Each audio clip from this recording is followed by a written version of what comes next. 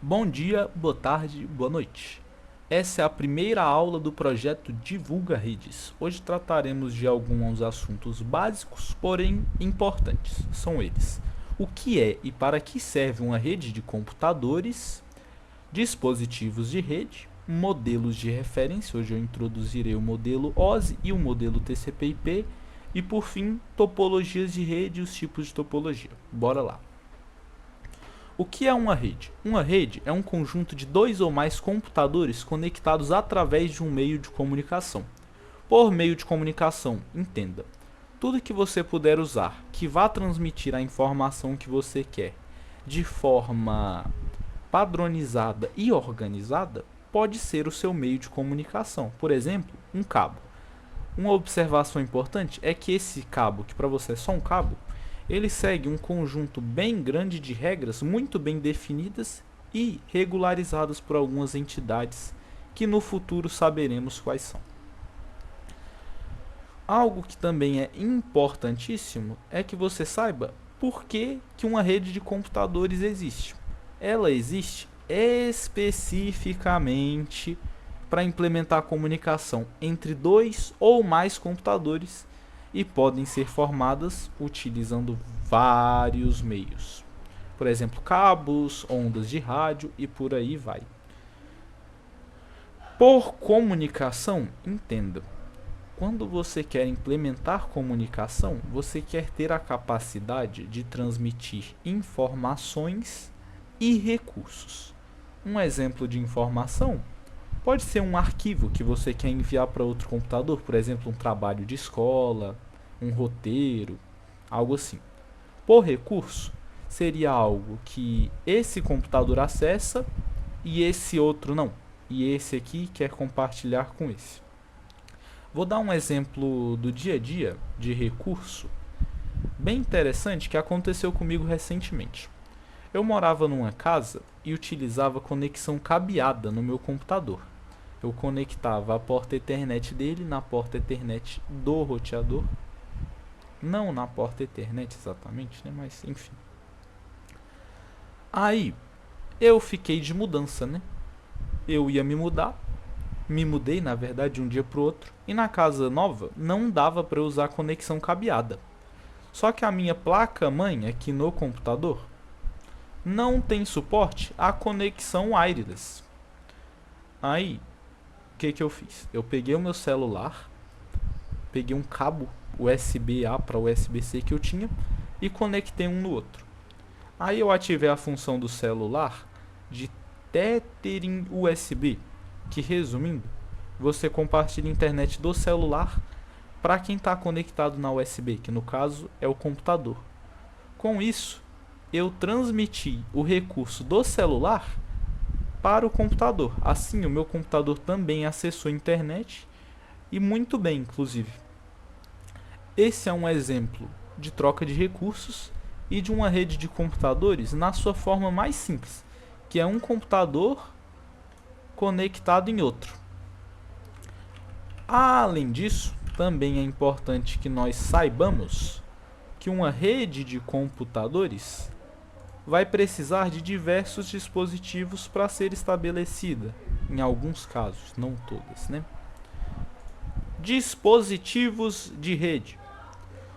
Atualmente, os principais dispositivos usados em redes são roteadores, switches, firewalls, ACs e APs. Os roteadores são dispositivos que você vai encontrar em todo tipo de rede, porque eles são fundamentais e sem eles não tem como você ter uma saída e diversas funções básicas. Já esses outros caras são mais dedicados a redes maiores, por exemplo, redes corporativas, redes educacionais e por aí vai.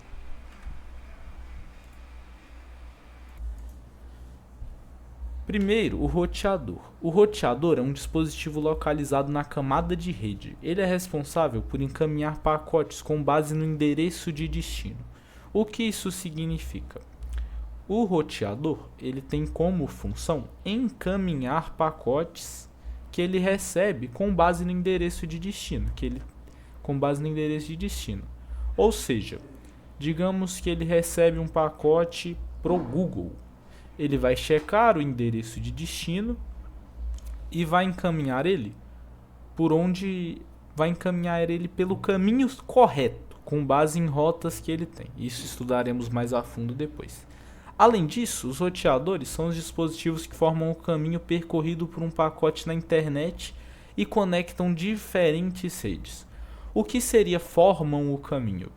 Os roteadores, por conta da função deles ser ter rotas e saber encaminhar os pacotes para o lugar certo, eles trabalham frequentemente no meio do caminho dos seus pacotes, em geral. E o caminho que o seu pacote faz do seu computador até, por exemplo, o YouTube, que é onde você vai estar assistindo essa aula, é formado por diversos roteadores. Em breve eu vou mostrar. Aqui eu separei dois exemplos de roteadores. O primeiro é um Huawei NetEngine AR651, que é um roteador para redes maiores e ele fornece funções mais avançadas do que esse outro. Qual que é a função desse cara aqui? Esse cara aqui vai frequentemente estar em uma rede de provedor. O que seria isso? Uma rede de provedor, ela é diferente por diversos motivos. Mas a diferença desse cara para esse, de fato, é que esse cara aqui vai rodar protocolos de roteamento, vai ter funções de segurança. Não vai ser um firewall, mas você pode implementar segurança nesse cara. Diversas coisas que quanto mais você estuda, mais você percebe o quanto de coisas esse cara faz. Diferente desse cara. Esse cara aqui trabalha de uma forma mais simples e eles desempenham funções bem diferentes. Esse aqui é um TP-Link Archer AX12, é um roteador doméstico bem básico. Ele vai ter a capacidade de wireless, né? Por isso das antenas. E além disso, aqui atrás ele vai ter ou 3 ou umas 4 entradas Ethernet para você conectar seus dispositivos. E qual é a principal diferença desses caras? Esse cara aqui, na maior parte dos casos, ele só vai mandar para cima e não tem muito o que você configurar nele, inclusive. O que é mandar para cima, veremos daqui a pouco. Já esse outro cara, ele realmente vai fazer um serviço de roteamento. Num cenário real, provavelmente muitas dessas portas vão estar ocupadas e esse roteador tem que oferecer a função de roteamento para poder selecionar o melhor caminho para todos os pacotes que ele receber. Aqui temos, como no exemplo anterior eu expliquei, eu tenho um roteador na minha casa e você também deve ter. Um roteadorzinho bem naquele estilo, igual o TP-Link que eu mostrei anteriormente. O que esse roteador faz? Ele vai oferecer alguns serviços básicos para que seus dispositivos acessem a internet, que vão ser, resumidamente, DHCP e DNS. O que esses dois fazem? O DHCP é um protocolo que executa algumas configurações de rede básicas no seu dispositivo. Ele vai te fornecer um endereço IP e um servidor DNS para o seu computador usar. O que um servidor DNS faz? Um servidor DNS ele vai fornecer o serviço de DNS. O que é isso? Ele vai pegar aquela URL que você tem, por exemplo, sei lá, google.com, e vai converter isso para um endereço IP que você possa acessar. Um endereço IP é um endereço utilizado na internet. No futuro trataremos mais sobre essas coisas. Mas continuando, como eu disse, esse cara aqui, ele só vai mandar para cima. O que é isso? Ele vai receber o que seus computadores, celulares, televisões mandam. Aqui é um monitor, na verdade, mas enfim. E ele vai mandar para cima, porque para esse cara, se você observar bem, não tem outra saída. Ó. Pensa comigo, se aqui você só tem um computador, um celular e digamos uma televisão, esse roteador ele sabe que o servidor, sei lá, do Google não está aqui. Então ele simplesmente vai pegar a rota que ele tem, que no futuro trataremos sobre esse assunto, vai ver que não sobrou mais nenhuma rota, exceto a rota que ele manda quando ele não conhece, que é conhecida como rota default, mas trataremos disso depois. Aí ele vai mandar para cima, para a rede do seu provedor. Aqui na rede do seu provedor é onde você vai ter mais dispositivos como esse AR651 que eu falei. Ele vai rodar protocolos de roteamento e frequentemente ele vai estar conectado a diferentes AS. O que é um AS? É um conceito bem simples.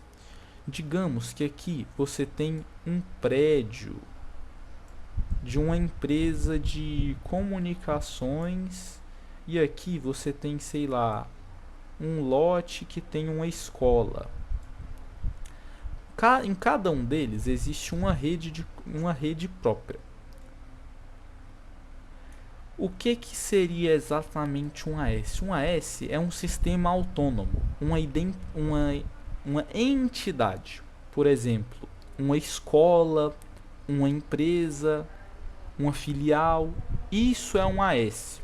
Roteadores frequentemente vão estar conectados a diferentes AS em várias de suas partes. E esses caras sim vão ter que rodar protocolos de roteamento para saber qual caminho escolher para o pacote. Digamos que chega aqui um pacote que o seu roteador doméstico mandou para ele, ele vai ter que ver para onde que ele manda, se é para cá, se é para cá. E assim, os roteadores vão formando o caminho que você faz até chegar, por exemplo, em um servidor. Sei lá, você quer baixar um jogo na Steam, você vai ter um servidor lá no finzão onde você encontra o que você quer, e esse caminho é formado por diversos roteadores. Beleza. Com isso feito, vamos adiante. Certo, agora a gente vai para o switch. O switch é um dispositivo de camada 2. Por camada 2, entenda, ele trabalha na camada 2 do modelo OSI. Trabalharemos o que seria isso daqui a pouco. E ele é utilizado para interligar domínios de broadcast. Mas o que é um domínio de broadcast? Um domínio de broadcast é onde você consegue mandar algo em broadcast e isso chega. O que é mandar em broadcast? Uma emissora de televisão, por exemplo, ela manda em broadcast. O que é isso? Mandar para todo mundo. Todo mundo que sintoniza, sei lá, na frequência do SBT, vai receber a mesma coisa. Isso é mandar em broadcast.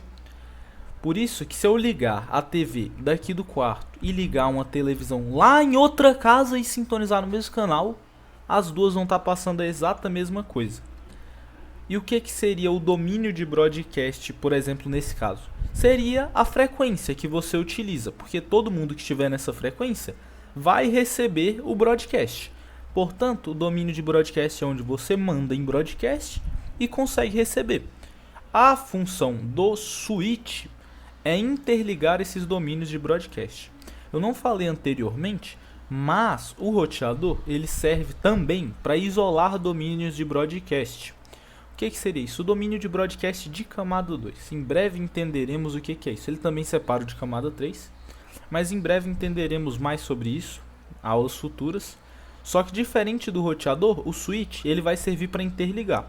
Por exemplo, aqui no nosso roteador, se você colocar alguma coisa nessa interface aqui e outra coisa na outra interface, que é essa portinha, eles não vão estar no mesmo domínio de broadcast, porque o roteador separa.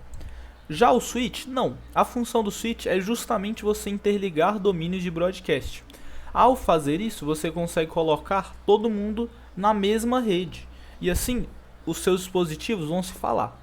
Por isso, todo switch sempre vai ter muitas portas. Aqui, eu dei o exemplo de um Cisco Catalyst 2960. Esse cara aqui tem 48. Esse aqui é um TP-Link T3700G-28TQ. Esse cara aqui, ele tem 24 portas, mas isso não é pouco. É o padrão, geralmente nenhum tem menos do que 24 portas. Continuando, Eles têm tantas portas assim porque a função do switch é interligar os domínios de broadcast e servir como um acesso à rede para dispositivos finais, que seriam os computadores, tablets e qualquer coisa que você queira ligar à rede cabeada.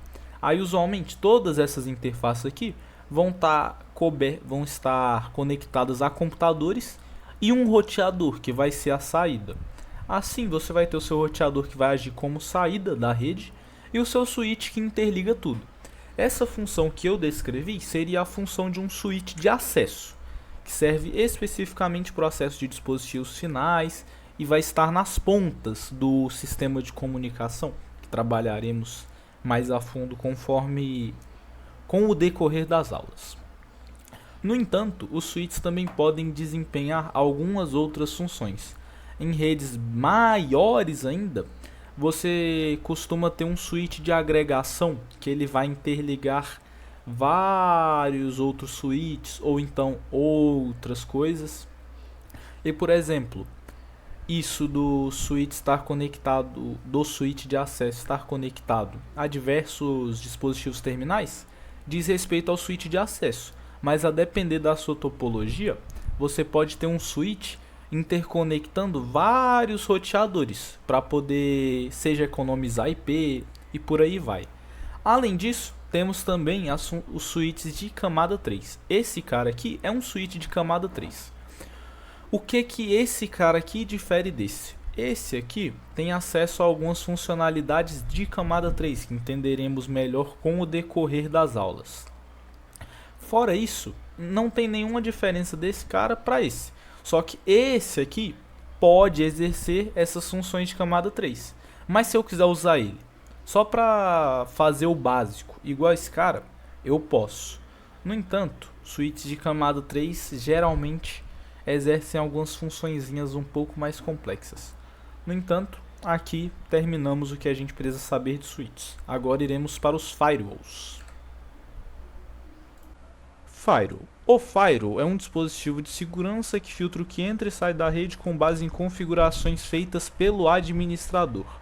Essa filtragem vai ser com base no que é conveniente para aquele que é dono da rede. Por exemplo, se você tiver uma empresa onde circulam informações confidenciais e a infraestrutura tem que ser bem usada, naturalmente você vai querer filtrar coisas maliciosas, o que for malicioso você não vai querer que entre na sua rede, e também o que for desperdício, por exemplo, se alguém estiver tentando acessar a Netflix no PC da empresa, a sua ideia é que a pessoa não consiga, porque o recurso da empresa não deveria ser desperdiçado. Como essa filtragem acontece? O firewall age por meio de regras e algumas outras coisinhas, mas principalmente regras que filtram os pacotes de forma diferente para poder saber o que deve entrar e o que não deve. Além disso, ele pode fazer modificações em algumas partes do pacote e por aí vai. Geralmente, o que vai entregar muito é a origem do pacote. Possivelmente, você vai querer bloquear endereços IP de servidores de, sei lá, Netflix, esse tipo de coisa, e coisas duvidosas e maliciosas. Geralmente, o seu firewall vai estar aqui na fronteira da rede. Ele vai estar antes do roteador e vai receber tudo que vem de fora. Assim ele filtra e consegue exercer muito bem esse papel. Além do principal, que é a segurança, os firewalls também podem executar serviços de VPN, NAT, criptografia, acesso remoto, dentre outros e outras funções de segurança também.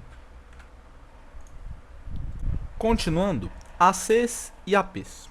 APs e ACs são dispositivos utilizados em redes wireless, sem fio, e cada um deles exerce uma função diferente. Um AP, Access Point ou ponto de acesso, tem a função principal de ser um ponto por onde você acessa a rede wireless e assim também a cabeada. Não necessariamente ele vai ter que exercer funções de roteador ou então algo mais complicado, e ele está mais perto do switch do que do roteador, apesar de que ele tenha acesso a funcionalidades de camada 3, como endereço IP e por aí vai. Precisamos ter em mente que os APs costumam trabalhar de dois modos principais: FIT APs e FAT APs. Essa nomenclatura de FIT e FAT não é tão importante porque ela pode variar. O que a gente tem que saber é que um FIT AP ele não vai trabalhar sozinho, ele vai ser gerenciado de forma remota por um AC, e os FAT APs vão trabalhar de forma independente, sem ter que ser gerenciado por nada e com a configuração sendo realizada diretamente nele. Bem, quais as vantagens? Aqui você só precisa do FAT AP, o que você vai querer em uma rede menor. Não tem muito trabalho de configuração, até tem, só que como você vai ter poucos, vai ter só um, ou então poucos, vale a pena. E algumas funções ele pode não ter, mas para o propósito dele, ele é muito bom. Já os FIT APs, eles vão ser, é um modo de funcionamento que vai ser usado em redes maiores, onde você tem mais de 100 APs, ou pelo menos uns 50. E aí começa a valer a pena você ter um AC para gerenciar todos, porque você vai poupar mão de obra para configuração e você vai ter acesso a algumas funções dos ACs. Um AC Access Controller, ou então WAC, Wireless Access Controller, é um dispositivo que gerencia diversos APs e costuma ser utilizado em redes maiores. Qual é a função desse cara? Ele vai servir como... ele vai unificar o gerenciamento de vários APs.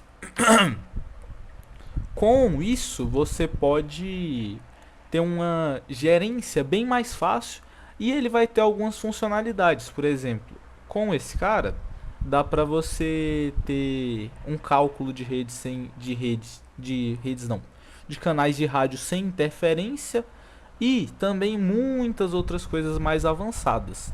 No entanto, esses caras aqui custam dinheiro, mas para o propósito deles, eles são bons.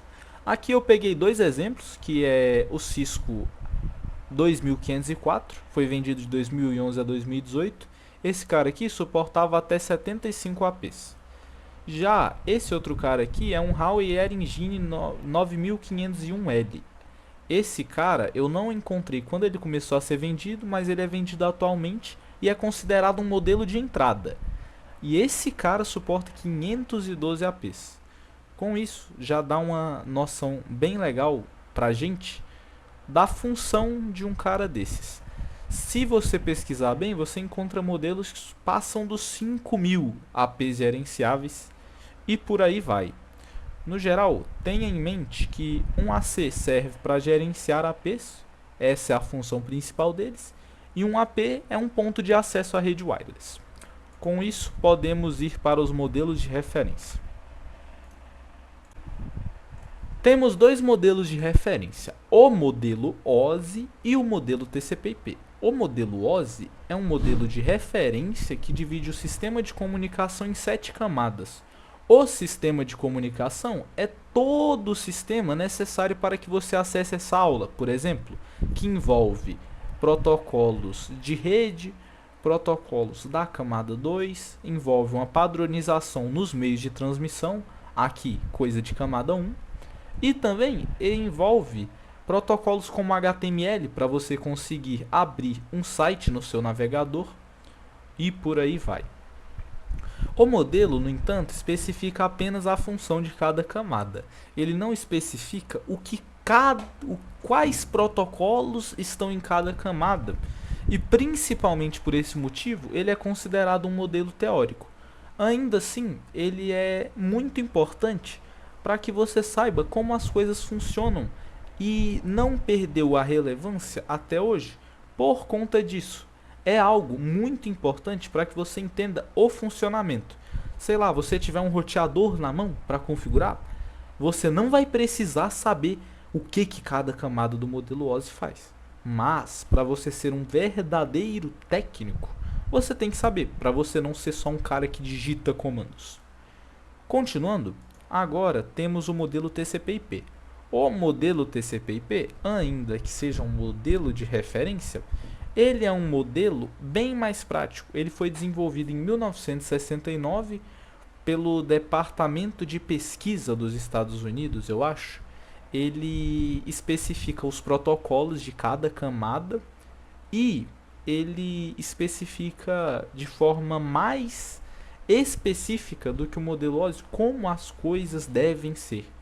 Ele tem duas versões. A primeira é essa que a gente está vendo aqui, que unifica as camadas 7, 6 e 5 em camada de aplicação, a 1 e 2 em camada de acesso à rede.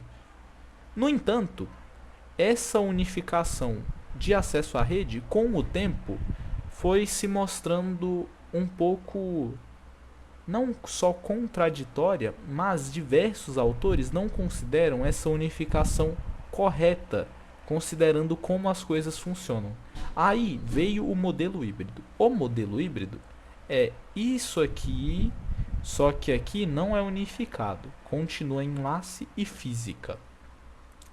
Com isso, já sabemos a parte teórica sobre esses modelos. No entanto, por hora, o que a gente tem que saber é que as camadas que a gente mais vai trabalhar vão ser essas duas aqui, e que na camada 2 o encaminhamento de dados acontece por meio de endereços MAC, e na camada 3 isso vai acontecer por meio de endereços IPs. Ademais, as funções dessas camadas de cima, a camada de aplicação vai englobar serviços e aplicativos por si só, por exemplo, DNS é um serviço, e-mail é um serviço. A camada de apresentação envolve reconhecimento de informações para garantir que a camada de aplicação de um computador entenda o que vem da outra. Nisso você vai ter padronização de documentos, por exemplo, HTML, que é padronizado e tem uma sintaxe. E graças a essa padronização, se você abrir um site no navegador da sua casa e eu abrir um site aqui, a gente vai ver o mesmo site. A camada de seção é responsável por estabelecer seções entre as partes que se comunicam, que costumam ser os dispositivos terminais, que são computadores, servidores, por aí vai.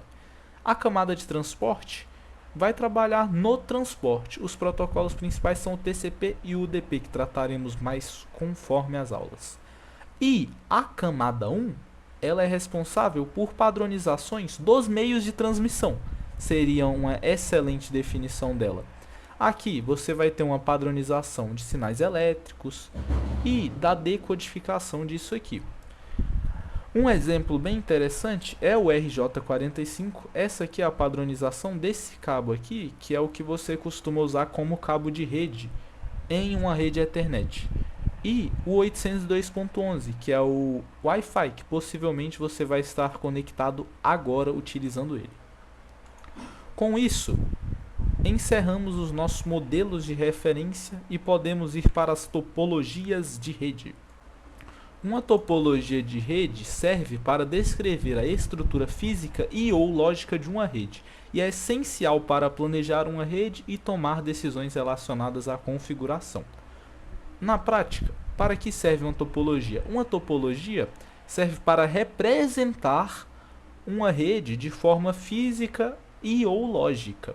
Além disso, topologias de rede podem especificar outras informações a respeito da sua rede, por exemplo, endereços IP, ou então áreas de algum protocolo, por exemplo, OSPF, que está no nosso planejamento. E aqui eu separei um exemplo de topologia de rede. Essa aqui é uma topologia que eu peguei em um material, e essa topologia serve para representar essa rede aqui, e ela tem até a descrição das portas de cada dispositivo.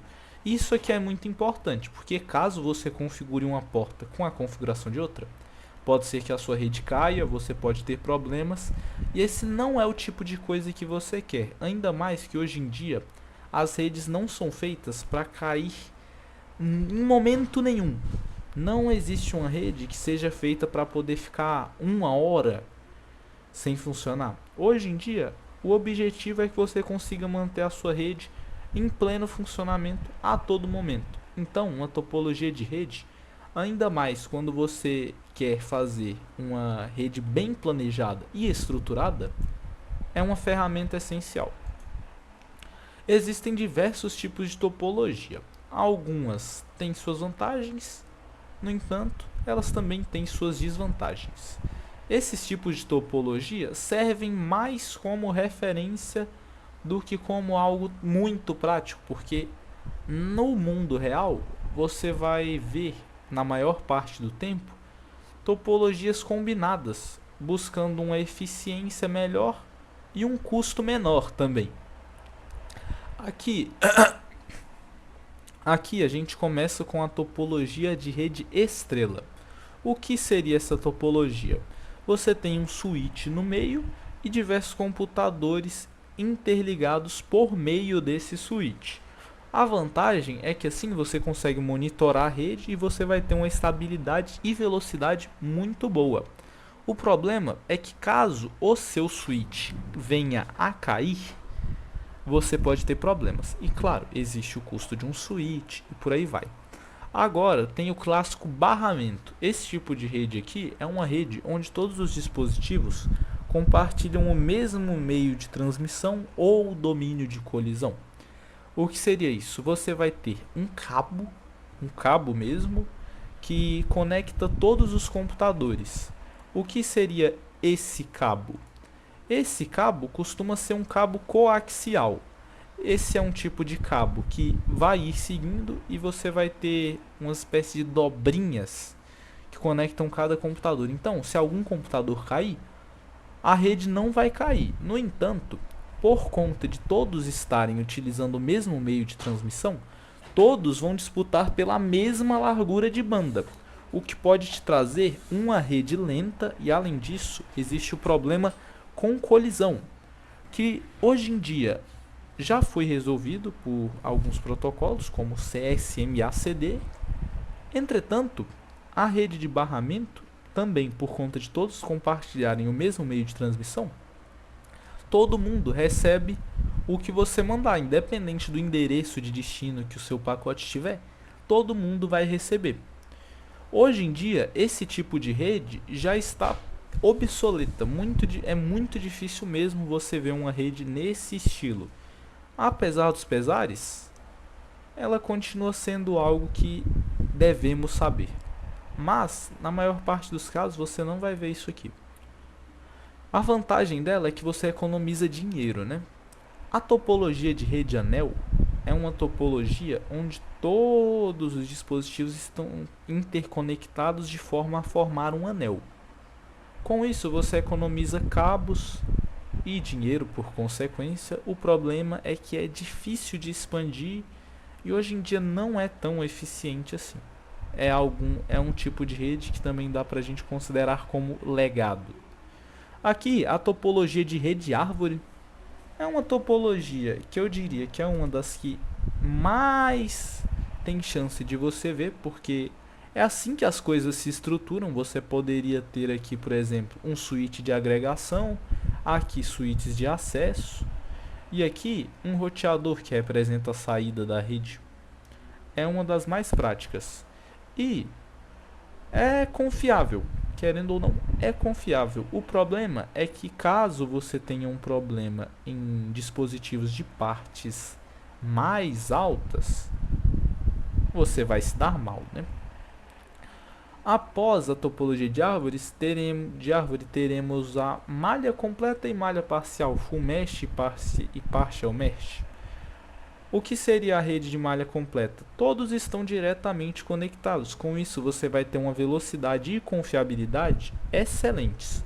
No entanto, essa quantidade de conexões causa um custo de processamento e de dinheiro bem grande. Além disso, é ruim de expandir, porque se você observar, isso aqui aumenta exponencialmente. Então, pode ser que você tenha, a depender da topologia e da necessidade, mas eu acho difícil. Aqui temos a malha parcial, onde apenas os dispositivos principais estão conectados, mas isso aqui é mais teórico. Na prática, o que vamos ter é algo que segue uma combinação do que é melhor. Com isso, encerramos os nossos tipos de topologia. Tenha em mente que uma topologia serve para descrever uma rede, e aqui encerramos a nossa aula. Não se esqueça de seguir as instruções do Google Classroom e tirar suas dúvidas. Muito obrigado, tudo de bom, adeus!